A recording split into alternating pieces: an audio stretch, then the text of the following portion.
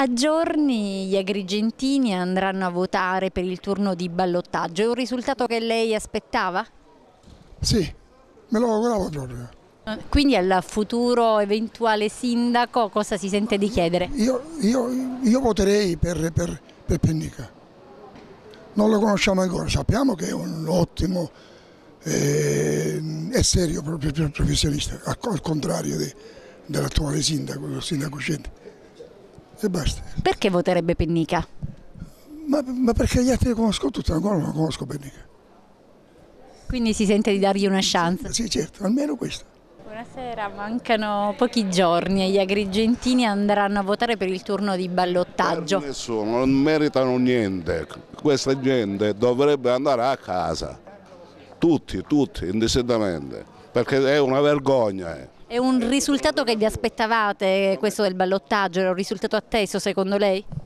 Io voterei Grillo, Grilletto, Grillino e tutti i grilli che ci sono in Italia. Quindi non si rispecchia in nessuno di questi due candidati? Assolutamente, anzi mi vergogno da questa politica. Lei si sente rappresentata da questi due candidati?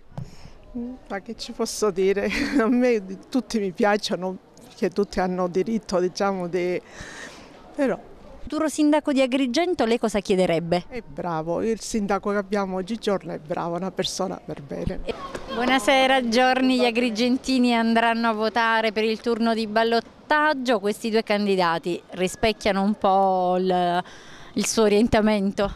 Ma io penso che sono due scelte altrettanto valide. Al futuro sindaco cosa si sente di chiedere? Che aggiusti un poco le strade, che aggiusti qualche cosa che è troppo evidente, che va meglio curata. Cosa ne pensa di questi candidati al ballottaggio? Io che cosa ne devo pensare? Se lo devo vedere loro, se hanno la capacità e il coraggio di affrontare la città. Solo questo ci posso dire. Lei se l'aspettava questo risultato del ballottaggio? Perché questo sia in partenza prima dal primo giorno. Tra tutti i candidati a sindaco, tra i 5 candidati a sindaco iniziali, cosa ne pensa di questi due? Crede che effettivamente siano quelli più vicini? Penso Zambuto, poi tutti gli altri, per me penso Zambuto. E al futuro sindaco lei cosa chiederebbe?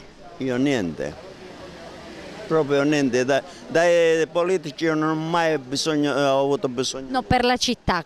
Per la città se la vede lui che deve fare, io non gli posso dire niente.